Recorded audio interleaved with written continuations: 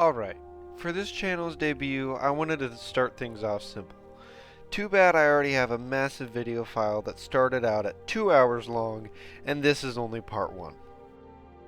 I decided to play through Skyrim using only daggers to attack enemies, excluding scrolls that I find. I didn't want to just let myself buy whatever powerful scrolls I could afford, but I kinda needed the extra edge given by those fireball scrolls you find in Bleak Falls Barrow. I'm also going to use light armor, since I thought the extra movement speed would help, and oh boy did it save my skin more than a few times. I don't claim to be very good at Skyrim, even more so now that I'm trying something completely new, but I just hope you guys enjoy the video.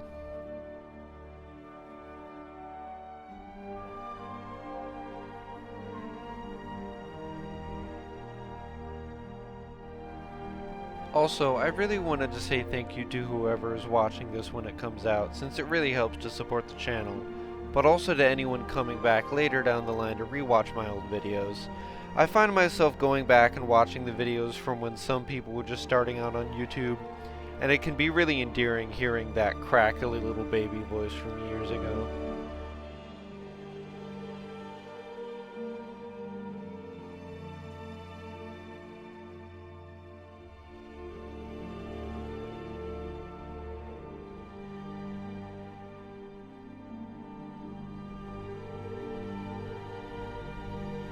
I decided to go with an orc for this playthrough simply because of their racial ability. I thought it would come in handy, and I was definitely right about that. They also start with some extra points in one-handed, which also would be a big help. I really just wanted to make the most pitiful and scrawny orc I could. Almost as if he was cast out for only using daggers, as if he wasn't the perfect race to use big two-handed axes and hammers. That, and I generally enjoy making fugly little creatures in Skyrim. So yeah, you can really tell just how messed up this guy is gonna be. Don't worry, you'll see him and his face before we start.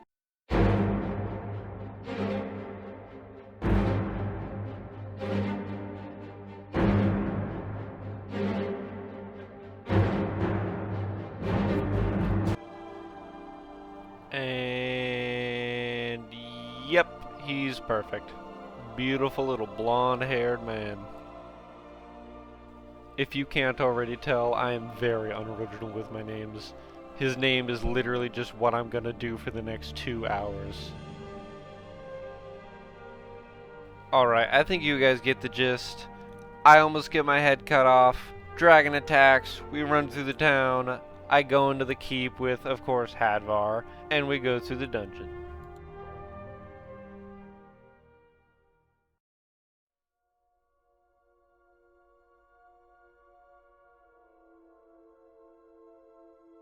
As you can see, until I find a dagger I'm not attacking, just allowing Hadvar to take care of everyone up until then.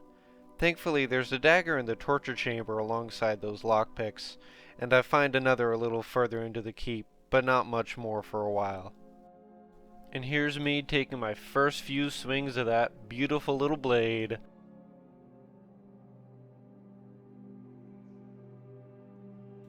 As you can see here, I'm trying to go for a sneak attack on the bear, but it doesn't really go too well, since I'm literally level 1 and also an idiot.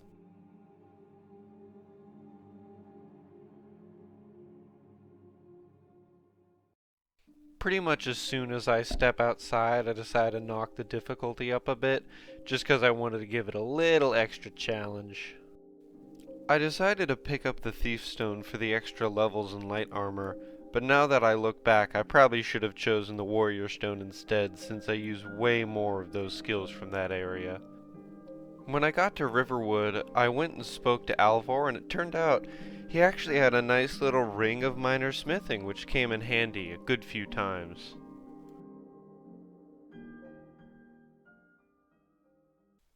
I've always found it really fun to tumble down the river on the way to Whiterun, snatching up fish as I go along. I went around and snatched up as many vegetables as I could to make vegetable soup, since the 1 health and stamina per second for 12 minutes is very useful in almost every single playthrough. Making my way into Whiterun, I spoke to the Jarl and Farengar and picked up the quest to get the Dragonstone from Bleak Falls Barrow. Little did I know I'd be getting a little more than I bargained for on the way up the mountain. 2 bandit captains and 2 more bandits shooting arrows at me was surprisingly almost too much for me to handle. I guess that's just what I get for turning the difficulty up to expert.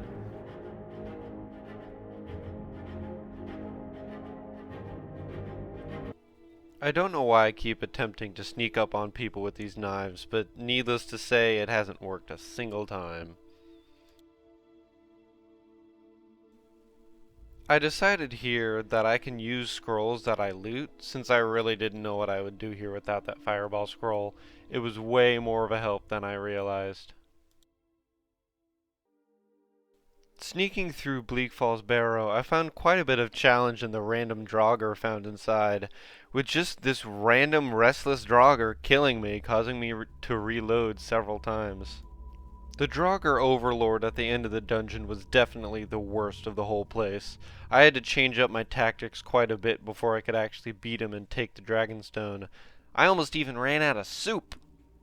Heading back up to Dragon's Reach, I hand in the Dragonstone and get told that a dragon has recently attacked a tower outside the city. I head down to help kill it, but dragons at this difficulty are a little too much for me to handle, even with my racial ability. I end up absorbing the dragon's soul, and when I head back to the Jarl for my reward, I get called upon by the Greybeards. I get handed the Axe of Whiterun, and just my luck, it turns out to be absolutely useless. Great. I head into Belethor's to sell my junk and pick up some potions, and looking at the length of this video already, this is going to take a lot longer than I realized. I really hope you guys liked the video. I've been meaning to get back into YouTube for a couple of years now, and I just really haven't found the right time or the right content to make.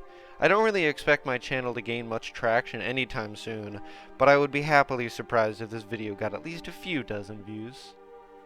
I'm glad I also stopped by Arcadia's Cauldron, since she had way more health potions than Belethor's. It's definitely going to come in handy. I think this is where I'm going to end the video.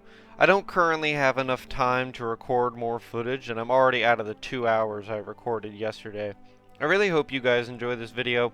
I don't really want to play up how much work I put into it or anything, but I'm just glad I could spend some time making something instead of just sitting around. With how well the first part of this challenge performed, I was really excited to jump back in and record some more gameplay. Also, I was wondering whether you guys would like shorter videos, so about 10 to 15 minutes, or longer videos lasting about 20 to 30. Let me know how you guys feel about that in the comments. Picking up where I left off, I wanted to stock up on some more vegetable soup, which really just meant buying lots of leeks, potatoes, cabbages, and tomatoes. I wanted to take the carriage to Riften, but I guess I forgot that I just spent all my money on vegetables. At that point, I felt it was a better use of my time to just run down to the base of the mountain instead of doing some side quest for a few gold pieces. Taking a look at where I was versus where I wanted to go, I knew it wouldn't take too long, but just to make sure the timeline was still on the right path, the universe had me go the exact opposite direction from where I actually had to travel. Starting my journey on the long side of the mountain, whereas I should have just fast traveled to Helgen and gone from there, I saw probably my favorite Skyrim NPC, Maik the Liar. But before I could talk to him, some random homeless woman asked me for help. But instead, I sent her straight to the closest place filled with armed guards. Anyway, onto my favorite idiot. After dying to this one necromancer and his undead bodyguards way too many times, I finally realized I should be going the other way, and I fast traveled to Helgen to actually start my journey up to High Hrothgar. I felt like I killed just so many wolves on my way up the mountain, but looking back at the footage, it was really only 1, 2, and 3. Fighting the frost troll on the way up the mountain was surprisingly difficult. The first attempt ended so fast simply because I just didn't use my berserker rage, but even with it, I burnt through almost all my healing supplies. I really had to utilize the backstep approach here, it really saved my life. At this point, I was out of healing supplies and was backed right into a corner, but I got the most perfectly timed level up in Skyrim history. This was also when I was about to change the run for the much better. I put the perk point into probably the best skill possible, which made me attack 20% faster when dual wielding. I then proceeded to beat him within under 10 seconds after picking up that one perk. No, get the camera! After defeating the Frost Troll, I finally make it to High Hrothgar. I speak to the Greybeards, and they teach me their ways of the voice. I learn to yell so loud people fall over, and to push the wind in front of me so hard that I move with it. Fighting the bandits on the way into Ustengrav, it was at this point I realized that power attacking with the daggers just wasn't worth it. I attack way faster with just spamming the right hand attack. Arriving at the start of the dungeon, I make relatively quick work of the first combat encounter, now that I'm actually using my brain, however small it may be. After dying within 30 seconds the first time, having someone set off the fire trap and killing most of the Draugr in the way was more of a sign from Todd Howard himself to hurry up and finish this challenge. I'm really glad I picked up the Become Ethereal shout here, since it was really helpful later on in the challenge. After picking up the mysterious note left in place of the horn, I fast traveled back to Whiterun to sell off the gear that I looted on my journey through Ustengrav. Arriving in Riverwood, I checked to see if the ingots by the blacksmith's house have respawned, but sadly, no luck. Instead, I just take these random cabbages. After speaking with Delphine about all the dragons suddenly showing up and attacking, we decide to go find one of the dragons as they get resurrected and kill it before it can cause any real damage. Taking the carriage to Windhelm, I run up the hill to the burial pit where the dragon gets ripped back to life by Alduin. After the whole song and dance of the resurrection, I'm able to kill Salakanir fairly quick, taking just over 30 seconds from my first hit against him to when his death animation finally finishes.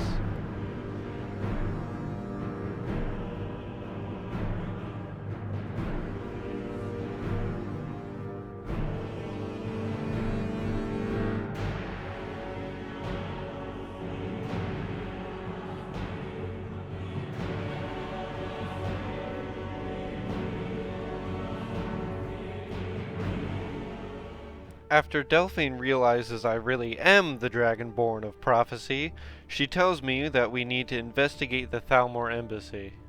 Before that, however, I decided to return their horn of Jurgen Windcaller to Arngeir, and in return they teach me the final word of the unrelenting Force Shout. They then decide to beat me senseless with their old man moans and groans.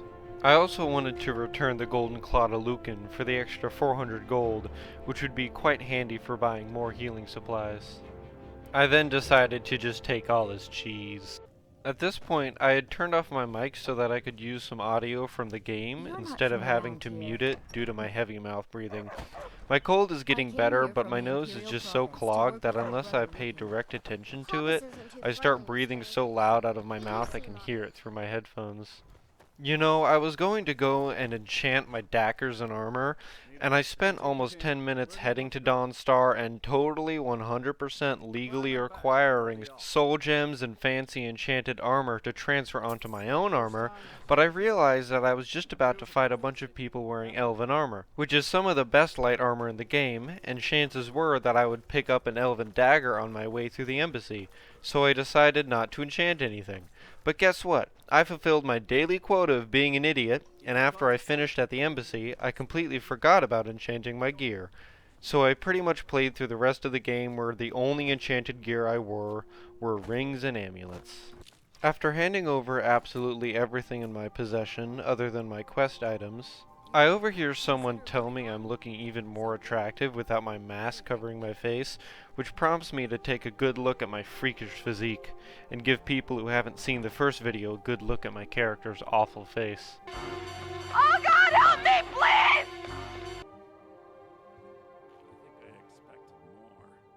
Shut your fucking mouth! Sliding my naked butt down the hill to meet with Delphine, I very quickly get distracted with pulling up these poor people's vegetables for my soup hoard. Finally talking to Delphine, she hands me some clothes to help me look the part, as well as the party invitation to actually get in. Showing my invitation to the bouncer, she lets me in and we can finally get this party started.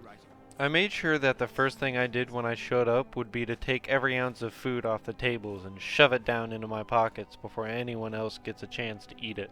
I asked Malborn for some brandy so I could get this guy that weirdly enough always reminded me of my stepdad, not because he was an alcoholic or something, but because he just has brain damage, so that it can cause a distraction that would allow me to slip away unnoticed and prepare for my attack on the embassy. When I get to the kitchen in the back, I make doubly sure to take every piece of food for myself in there as well, so that I have as many healing supplies as possible. Once I'm done with that, I begin my assault. Taking out the first handful of Thalmor was fairly easy, but that has never been a challenge for me. Not getting lost and picking up and interacting with the right items for the quest has always been the real problem. Starting off by yeeting this man off the cliff, I get a pretty useful level up, which I use to restore my health to full once it gets low. I spend the point to increase my one-handed damage, which was really a huge help. After dealing with Rulundil, I pick up an elven dagger off his corpse, which once sharpened does significantly more damage than my steel daggers. Entering the torture chamber, I kill the one elf inside, just before grabbing the documentation on Esbern. I free this Nord prisoner, and as soon as I do that, these Thalmor come in after apprehending Malborn.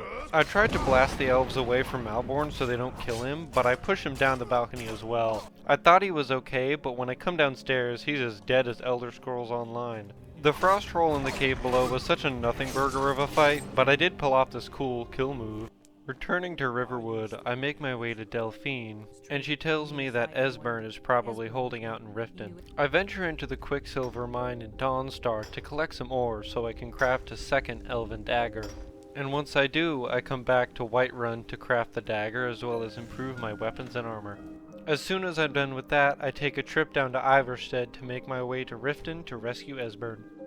For some reason I thought I had to do the first Thieves Guild quest to start rescuing Esbern, but I guess that's just because I always did it when I played this game years ago. I made quick work of the bandits inside the ratways, which was a good sign of my power so far.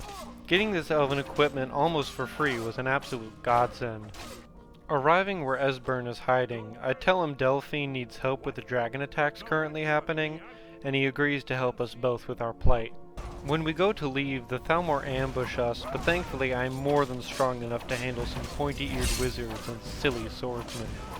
As soon as Esbern and I get back to Riverwood, the two blades have a nice little reunion, and we discuss how we're going to stop the dragon attacks from destroying any more of Skyrim. And with that, part 2 is finished. After seeing how you guys reacted so well to part 1, I was really excited to record and edit part 2. I've already recorded the footage for part 3, so it should be out sooner rather than later, but no guarantees. Welcome back to part 3 of playing through Skyrim with only daggers. First off, I noticed that some people were commenting that if I just used stealth or poisons, that this would be super simple and barely a challenge. Honestly, I never really use poisons or much pickpocketing in general outside of when a quest needs me to. That, and I don't really enjoy stealth builds in Skyrim, or Fallout for that matter, that aren't using a ranged weapon for the main source of damage. I also wanted to wish everyone a Happy New Year, and I hope you all enjoyed whichever holiday you might celebrate this time of year. I wanted to thank you guys so much for how much attention my channel has been getting recently.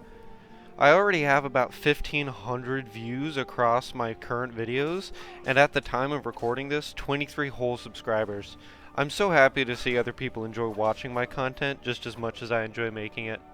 Picking up where we left off last time, I fight my way up Karthspire camp, taking advantage of how these Forsworn are entirely distracted by the dragon flying overhead. I tried letting the Forsworn take care of the blood dragon, but I guess I expected too much from some mildly magical forest-dwelling crackheads. Once it landed, I didn't have much trouble taking it out, in part due to my amazing Berserker Rage. I ordered a Blue Yeti snowball mic along with a pop filter, which should heavily improve my mic quality, as right now I'm still using my headset mic. I'm really looking forward to editing videos once I have that in my hands. We make our way up to the Blood Ritual, and find Alduin's Wall, giving us the information we need to take down Alduin at the top of High Hrothgar.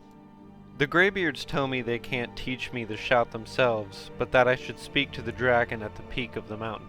Paarthurnax shows me how to breathe fire, and sends me on my way to find the Elder Scroll. Uga Grow Shrub shows me a book that points me in the direction of the crazy guy living under the ice that might just be able to help me find the Elder Scroll. Speaking with Septimus, he hands me the Dwarven artifact that will help me solve the puzzle to get my hands on the scroll, and I start heading up to the ruins that provide the entrance to Blackreach and the Dwarven Halls. I had to cut out easily 15 minutes of footage of me just running around, getting distracted, and trying to figure out how to even perform the wooden plate glitch to make getting to the scroll a breeze. After taking out Sulla and Umana, I make my way into Blackreach and just run past all the enemies since I don't feel like fighting titanic Dwemer robots and enemies that almost always poison you. After solving a puzzle that has you just press buttons from right to left, I finally get my hands on the Elder Scroll.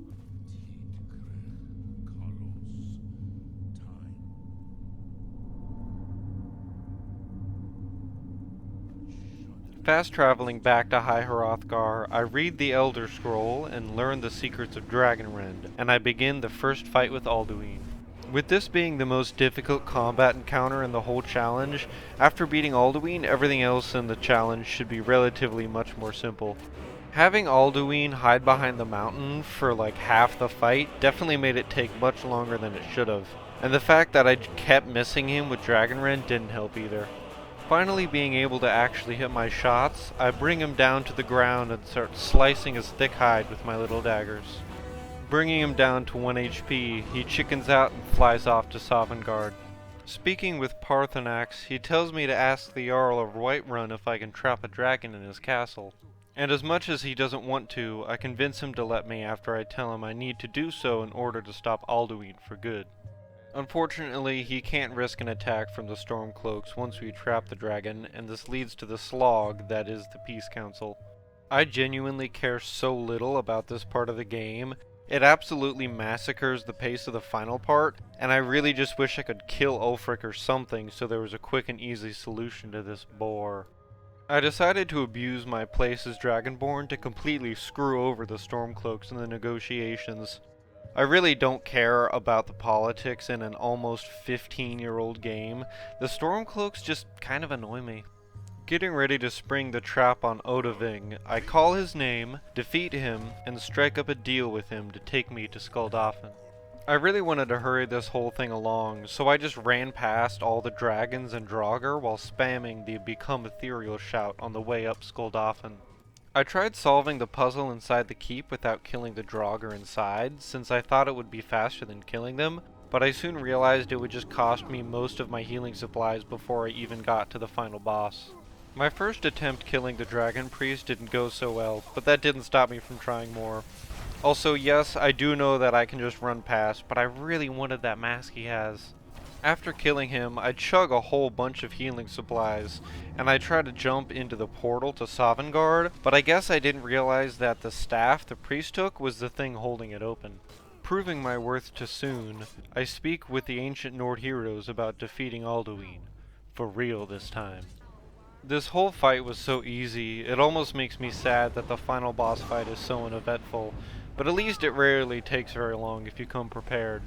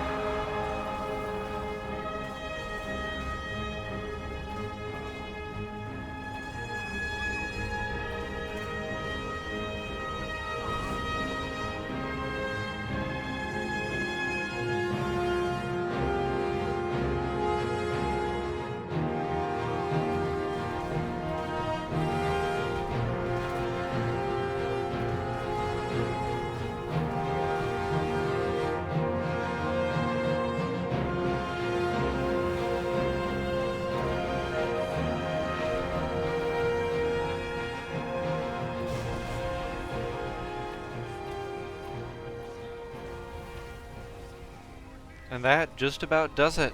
I really enjoyed recording and editing these videos over the last couple weeks, and I'm so happy to see how you guys seem to like watching them as well. I plan to make my next challenge run in Fallout New Vegas, since I've never actually played Fallout 3 before, until about 3 or 4 days ago.